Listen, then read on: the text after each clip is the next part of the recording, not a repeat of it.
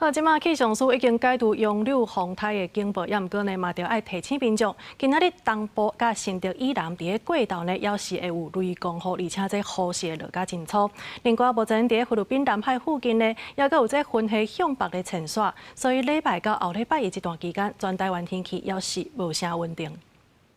风台杨柳来真紧嘛，走真紧。拜四透早，气象署嘛已经解除陆上警报和海上警报。气象署表示，风台虽然离开，不过拜四东半部、新竹以南地区伫咧过道了后，也是会落雨，而且雨势会真大。拜五、拜六东半部、苗栗以南嘛要注意过道了后的雷公雨。东半部地区还是因为风向的关系。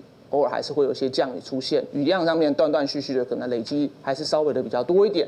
那至于在西半部早上，其实都是比较偏晴朗，但是到下午的时候，特别是在苗栗以南的区域呢，比较容易会下雨。那山区的午后雨也是比较剧烈一点点。 气象署表示，刷来礼拜到后礼拜一这段时间，菲律宾南海附近有云系向北平线，所以全台湾拢会进入无稳定、各地落雨的天气形态。随着南海附近到菲律宾这边的这个低压区，那甚至一路延伸到琉球南方海面呢，这种低压带比较有可能会有一些云系发展出来。那所以随着风向的带动呢，台湾附近的降雨可能是比较多一点。风台离开了后，各地开始恢复高温小热的天气。气象署指出，西半部伫咧33度至35度，华东地区伫咧30度至31度，也那外岛地区的澎湖、金门、马祖是29度至32度。气象署提醒民众出门加啉水，避免着沙。记者陈亚轩、林旭凯台北报道。